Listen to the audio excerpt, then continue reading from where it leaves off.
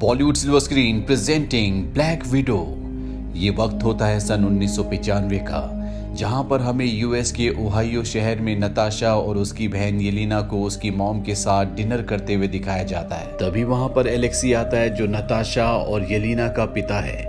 वो अपनी पत्नी मेलिना को कहता है कि मैं तुमसे बात करना चाहता हूँ, और वो मेलिना को एक फ्लॉपी डिस्क दिखाता है जो वो शील्ड ऑर्गेनाइजेशन के यहाँ से चुरा कर लाया है, जिसमें शील्ड की पूरी इंफॉर्मेशन है। वो अपनी पत्नी मेलिना से कहता है कि हमें यहाँ से निकलना होगा, और ये दोनों के दोनों अपनी दोनों बेटियों को लेकर एक दूसरी जगह पहुंचते हैं जहां पर एक प्लेन होता है। पर इससे पहले कि ये प्लेन से यहाँ से निकलते, शील्ड के ही कुछ लोग इन पर हमला कर देते हैं। एलेक्सी अकेले उन सब का सामना करता है, जबकि उसका पूरा परिवार प्लेन में बैठ चुका होता है। एलेक्सी दरअसल एक सुपर सोल्जर है। एलेक्सी किसी तरह से चलते हुए प्लेन के पंख के साथ लटक जाता है, पर तभी उसकी पत्नी को गोली लग जाती है। इसीलिए वो अपनी बेटी नताशा रोमानोफ को कहती है कि मुझे तुम्हारी मदद की जरूरत है। नताशा रोमानोफ आगे आ जाती है और वो अपनी मॉम की इंस्ट्रक्शन से प्लेन को ऑपरेट करना शुरू करती है, और शील्ड की पूरी टीम को चकमा देकर यहाँ से उड़ जाती है। अगली सुबह क्यूबा लैंड करते हैं, जहाँ पर इनकी मुलाकात होती है जनरल ड्रैकॉव से,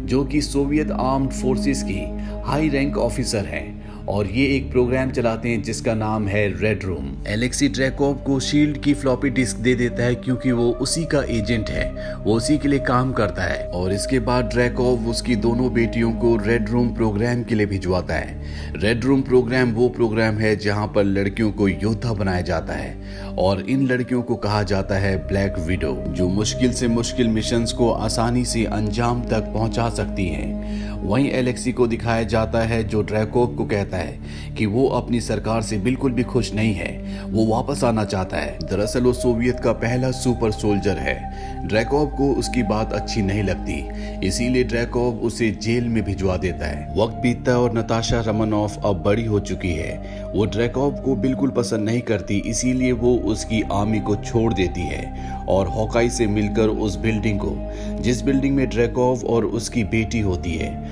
बॉम्ब से उड़ा देती है, जिससे उन दोनों की मृत्यु हो जाती है। और अब इस घटना के कई सालों बाद सन 2016 में ये वो वक्त होता है जब ब्लैक पैंथर के पिता को बॉम्ब से ब्लास्ट करके मार दिया गया था, जो सोकोविया अकॉर्ड के पक्ष में थे और चाहते थे कि सभी एवेंजर्स उस अकॉर्ड पर साइन करें। पर नताशा रोमानोफ कैप्टन अमेरिका की टीम में होती है, इसीलिए वो अकॉर्ड पर साइन नहीं करती। थेडियस रोज यहाँ पर नताशा रोमानोफ को पकड़ने के लिए पूरी आर्मी के साथ पहुंच जाता है, पर नताशा रोमानोफ को पकड़ना इतना आसान नहीं है, इसीलिए वो थेडियस रोज के हाथ नहीं आती। वहीं दूसरी तरफ नताशा रोमानोफ की बहन येलिना को दिखाया जाता है, जो एक लड़की को मारने के लिए निशाना लगाकर बैठी होती है। दरअसल जिस लड़की को मारना चाहती है, पहले वो भी ब्लैक विडो थी, पर अब वो रेड रूम टीम यानी कि ब्लैक विडो की टीम को छोड़ चुकी है। उसके पास एक बैग होता है जो येलिना को उससे हासिल करना है।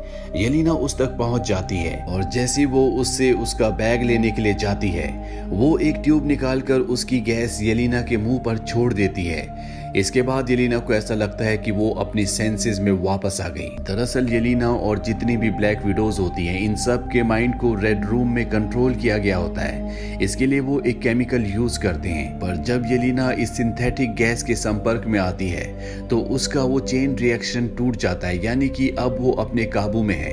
वो अपने पैर से अपने ट्रैकिंग डिवाइस को निकाल कर फेंक देती है। अब उसने अपना ट्रैकिंग डिवाइस निकाल दिया है, इसीलिए रेड रूम टीम को पता चल जाता है कि एक और विडो भाग गई, और ये बात ड्रैकॉव को बताई जाती है। ड्रैकॉव अभी भी जिंदा होता है, हालांकि नताशा रोमानोफ ने उसे मारने की कोशिश की थी, पर वो अभी भी जिंदा है। वो येलिना को पकड़ने और एंटीडोट को हासिल करने के लिए एक खास प्रोग्राम को एक्टिवेट करता है, जिसे कहा जाता है टास्क मास्टर।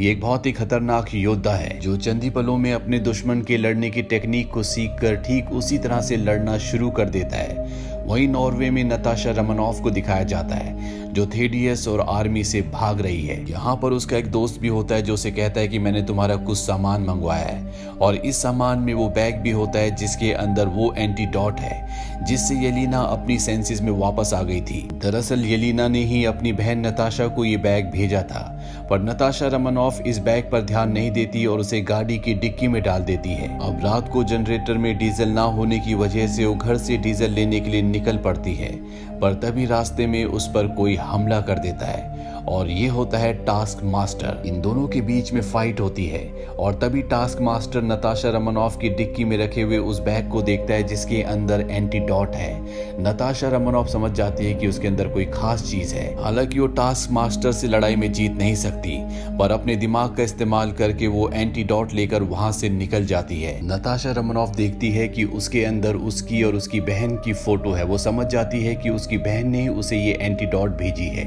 लेकिन उसे इसके बारे में कुछ नहीं पता होता।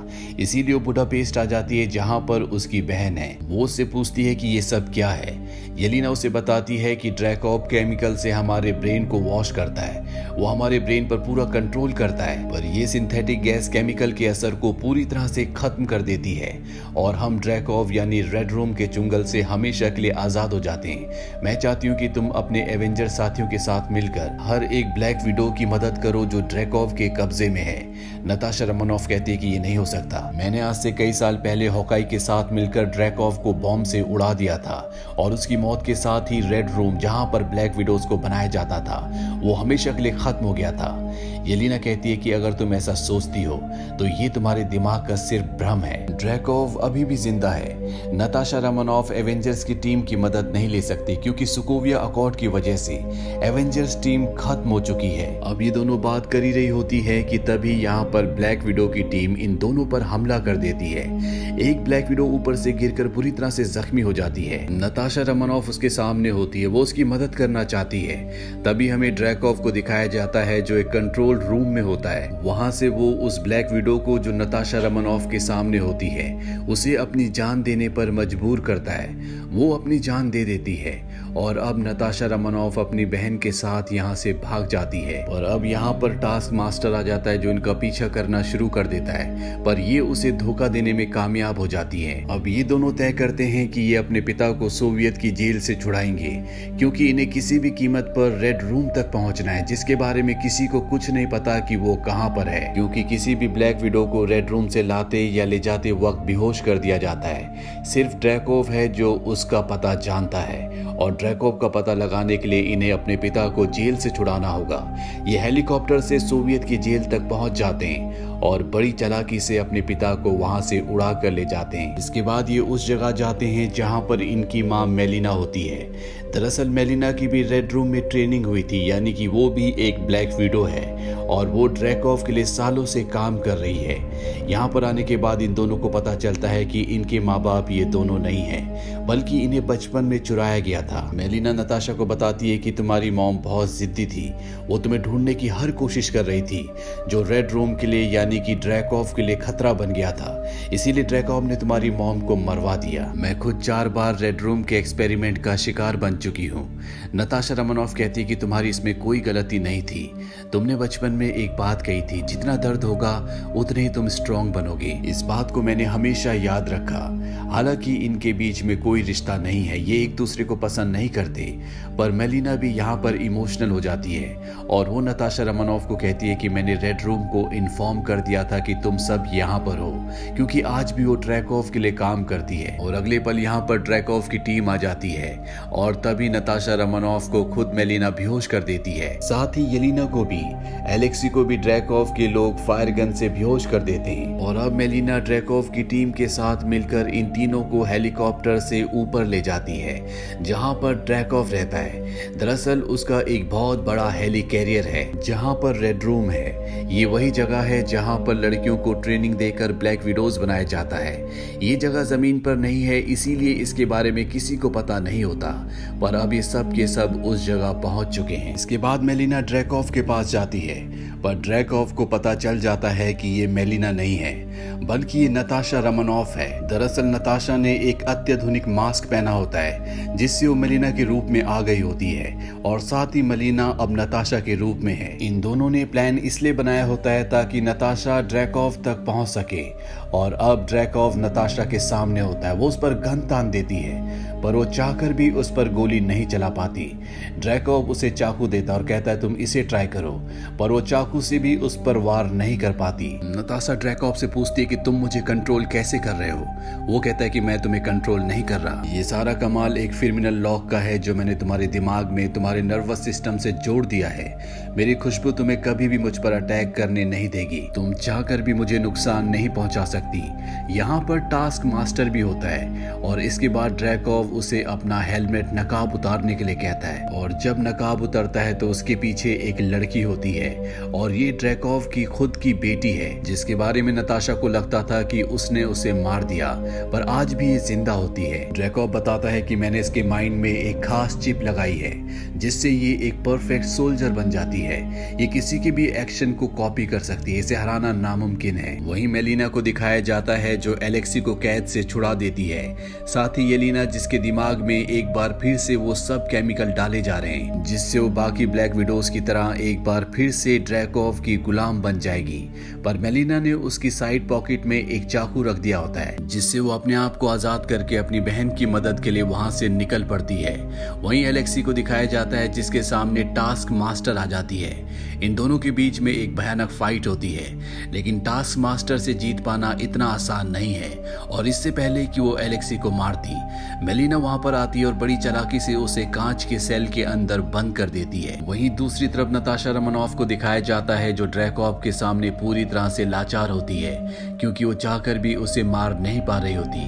तभी ड्रैकॉव अपनी अंगूठी को एक डिवाइस के ऊपर घुमाता है और नताशा रोमानोफ को कंप्यूटर स्क्रीन पर बहुत सारी छोटी छोटी लाल रंग की लाइट्स दिखाता है। वो कहता है कि सारी की सारी ब्लैक विडोज हैं जो पूरी दुनिया में फैली हुई है, मेरे एक इशारे से कुछ भी कर सकती है।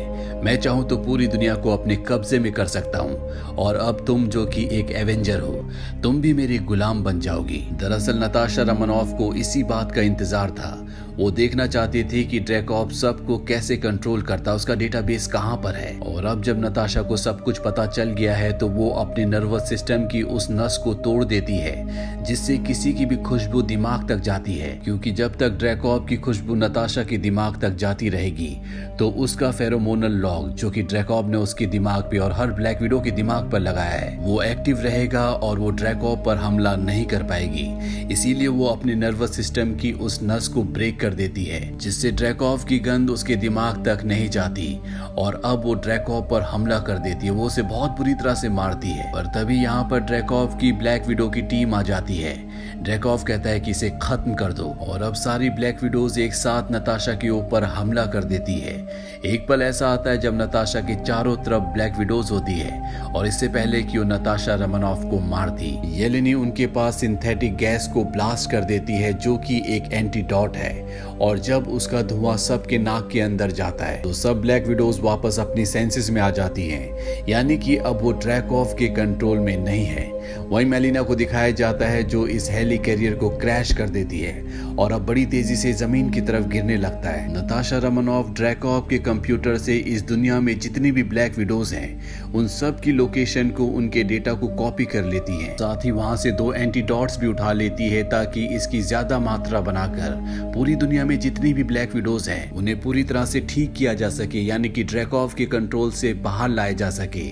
वहीं मेलिना को और एलेक्सी को दिखाया जाता है जो प्लेन से यहाँ से निकल जाते हैं, पर वो नताशा और येलिना को भी बचाना चाहते हैं। वहीं नताशा रोमानोफ को दिखाया जाता है जो कांच के बॉक्स के अंदर बंद हुई टास्क मास्टर को देखती है। वो जानती है कि ये ड्रैकॉव की बेटी है, पर आज जो इसकी हालत है इसके पीछे नताशा ही जिम्मेदार है। इसीलिए इंसानियत दिखाते हुए वो उसे आजाद कर देती है और इससे पहले कि टास्क मास्टर उसे खत्म करती, यहाँ पर एक ब्लास्ट होता है और नताशा रोमानोफ हेली कैरियर से लटक जाती है। वहीं ड्रैकॉव को दिखाया जाता है जो अपने आदमियों के साथ प्लेन से यहाँ से भागना चाहता है, पर इससे पहले कि वो ऐसा करता येलिना उसके प्लेन के ऊपर पहुंच जाती है और एक स्टिक उसके प्लेन के फैन की ब्लेड के अंदर डालकर उसके प्लेन को ब्लास्ट कर देती है जिससे उसकी मृत्यु हो जाती है। अब येलिना नीचे गिरने लगती है। नताशा जब ये देखती है तो वो एक पैराशूट का बैग लेकर येलिना की तरफ कूद जाती है। वो उसे पकड़कर उससे पैराशूट पहनाती है और पैराशूट खोल देती है। तभी वो देखती है कि टास्क मास्टर उन्हीं की तरफ उड़ते हुए आ रही होती है। नताशा अपनी बहन को छोड़ देती है और इसके बाद टास्क मास्टर और उसकी हवा में उड़ते उड़ते लड़ाई होना शुरू हो जाती है। पर इससे पहले कि ये जमीन पर गिरते, नताशा अपना पैराशूट खोल देती है। टास्क मास्टर नताशा को मारना चाहती है क्योंकि उसके दिमाग की जो सेंसेस हैं वो उसके कंट्रोल में नहीं है, पर नताशा किसी तरह से उसका हेलमेट उतार देती है और उसके पास जो एंटीडोट होती है वो उसे उसके मुंह के आगे ब्लास्ट करके उसे भी वापस अपनी सेंसेस में ले आती है, जिससे ड्रैकोव की बेटी यानी कि टास्क मास्टर पूरी तरह से शांत हो जाती है। नताशा उससे माफी मांगती है। अब यहाँ पर येलिना भी आ जाती है। येलिना और नताशा के बीच में जो भी गिले शिकवे थे अब वो दूर हो चुके हैं। नताशा रोमानोफ येलिना को वो आखिरी बची हुई एंटीडोट और उन सभी ब्लैक विडोज की लोकेशन वाली डिस्क देती है और कहती है कि मेलिना इसके जैसी और भी बहुत सारी एंटीडोट्स बनाएगी और तुम्हारा काम है कि दुनिया में जितनी भी ब्लैक विडोज हैं उन सबको पूरी तरह से ठीक करना। और अब यहाँ पर वो सारी ब्लैक विडोज आ जाती हैं जिन्हें इन्होंने एंटीडोट देकर ठीक किया था और वो एलेक्सी, मेलिना और येलिना को अपने साथ ले जाती हैं। 2 हफ्तों बाद दिखाया जाता है कि नताशा के पास उसका वो दोस्त आता है जो उसकी हर तरह से मदद करता है और इस बार वो उसे एक प्लेन देता है और ये होता है क्वीन जेट प्लेन, जिसमें हल्क बैठकर साकार ग्रह तक पहुंच गया था, जो कि हमें थॉर रैग्नारॉक मूवी में दिखाया गया था। इसी के साथ ये कहानी यहीं पर खत्म हो जाती है। ये फिल्म ईयर 2021 में रिलीज हुई थी। IMDb पर इस फिल्म की रेटिंग है 6.8। इस फिल्म का बजट था $200 मिलियन और बॉक्स ऑफिस पर इसने कमाई की थी $379.6 मिलियन की। उम्मीद करते हैं कि ये कहानी आपको पसंद आई होगी।